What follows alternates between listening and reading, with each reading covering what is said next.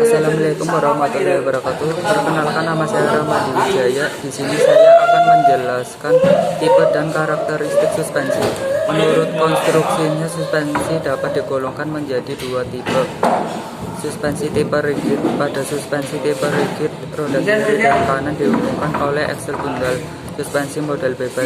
Pada suspensi model bebas atau independent suspension, masing-masing pada roda kiri dan kanan bergerak bebas atau independen. Suspensi rigid axle. Pada suspensi rigid axle atau rigid axle suspension, roda kiri dan kanan dihubungkan oleh aksel tunggal. Suspensi model bebas. Pada suspensi model bebas atau independent suspension, roda-roda kiri dan kanan tidak dihubungkan secara langsung pada aksel tunggal. Sistem suspensi depan. Perbedaan besar antara suspensi depan dan belakang disebabkan roda depan dapat membelok. Ketika kendaraan membelok atau melalui jalan yang tidak rata, roda-rodanya menerima gaya dari permukaan jalan. Suspensi berfungsi menyerap gaya-gaya ini agar kendaraan berjalan sesuai dengan arah yang diinginkan. Di samping itu, untuk mencegah roda bergoyang, tipe Mapherson screw. Suspensi tipe ini banyak digunakan pada roda depan mobil ukuran kecil dan medium. Konstruksi komponen suspensi tipe strut adalah lower arm, strut bar, stabilizer bar, dan strut assembly. Ujung lower arm dipasang pada suspension member melalui bushing karet dan dapat bergerak naik turun. Strut bar berfungsi menahan gaya yang bekerja pada roda pada arah depan atau belakang. Stabilizer bar berfungsi mengurangi kemiringan kendaraan ketika membelok dan menambah kemampuan cengkram roda terhadap jalan agar kendaraan stabil. Pegas oil dipasang pada rakitan strut dan shock absorber ditempatkan di dalam rakitan strut. Tipe Mapherson screw dengan lower arm berbentuk L. Konstruksi. Ada beberapa macam bentuk lower arm yang digunakan untuk menopang roda dan bodi kendaraan. Di antaranya adalah lower arm berbentuk L.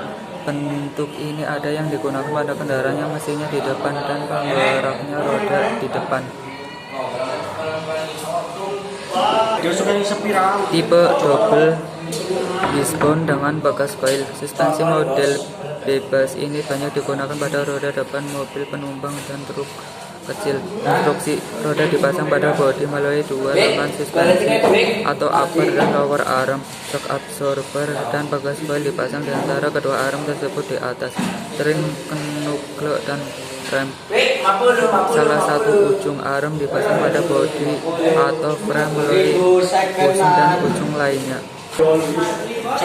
Tipe double wishbone dengan batang torsi. Suspensi tipe ini banyak digunakan pada truk kecil yang menggunakan suspensi dengan bekas coil. Batang torsi dipasangkan pada upper atau lower arm. Konstruksi. Batang torsi atau torsion bar dipasang pada upper arm. Lower dihubungkan pada suspension member melalui bushing karet. Upper arm dihubungkan ke poros upper arm dengan bushing karet. Turbo arm diikatkan pada upper arm belakang dengan dua baut dan batang torsi dimasukkan di tempatnya. Tipe bekas daun paralel. Suspensi tipe ini digunakan pada roda depan truk, bus, dan lain-lain. Bagian tengah bekas daun diikatkan pada aksel housing dengan menggunakan baut U. Bekas daun diikatkan pada front axle atau I-beam dengan baut U. Sistem suspensi belakang. Pada umumnya suspensi belakang menerima berat yang berlebihan dari penumpang dan barang. Keadaan ini menimbulkan kerusakan dalam menentukan kekerasan pegasnya.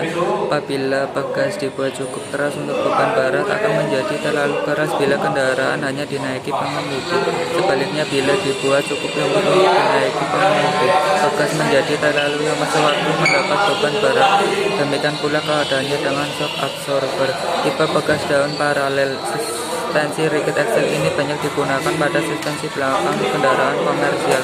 Tipe axle yang biasa digunakan suspensi dengan bekas daun paralel disebut live axle, yaitu satu unit yang terdiri dari differential axle, shaft, dan wheel hook.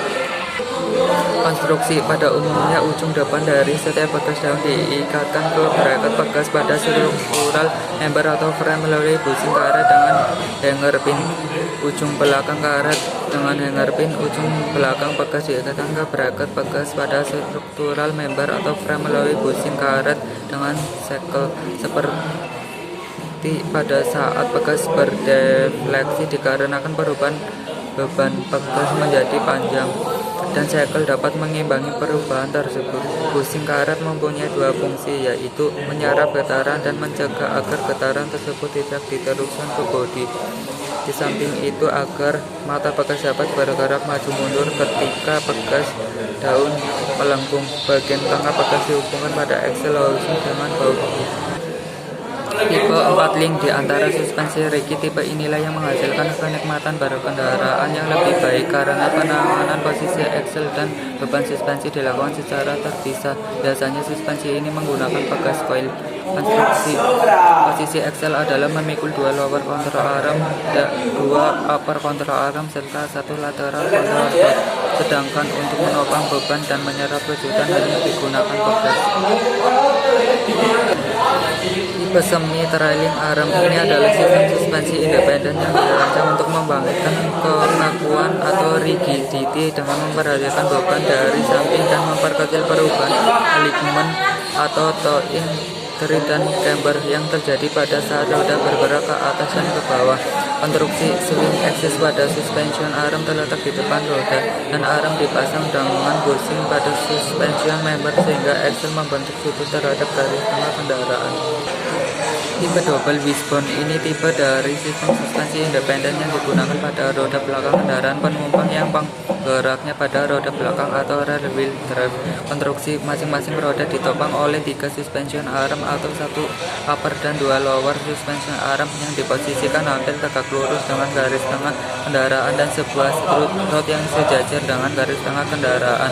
Salah satu ujung upper suspension arm dipasang pada suspension member melalui bushing, dan ujung yang lainnya pada axle karet melalui ball joint. Tipe strut dual link. Suspensi tipe ini digunakan pada roda belakang kendaraan yang mesinnya di depan dan penggerak roda depan.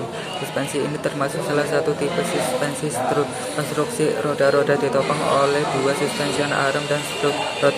Suspension arm terletak hampir tegak lurus dengan garis tengah kendaraan, sedangkan strut rod sejajar dengan garis tengah kendaraan. Beban dari depan, belakang, sisi, dan vertikal ditahan oleh komponen yang berbeda. Dengan demikian memudahkan dalam menghasilkan kendaraan yang stabil dan nyaman. Tipe trailing arm dengan twist beam. Suspensi rigid ini digunakan pada roda belakang mobil kecil dengan penggerak roda depan. Konstruksi bagian belakang suspension arm dihubungkan dengan jalan dilas pada axle beam. Di samping itu, stabilizer bar pada kedua ujungnya dilas pada axle bump. Sekian dan terima kasih. Wassalamualaikum warahmatullahi wabarakatuh.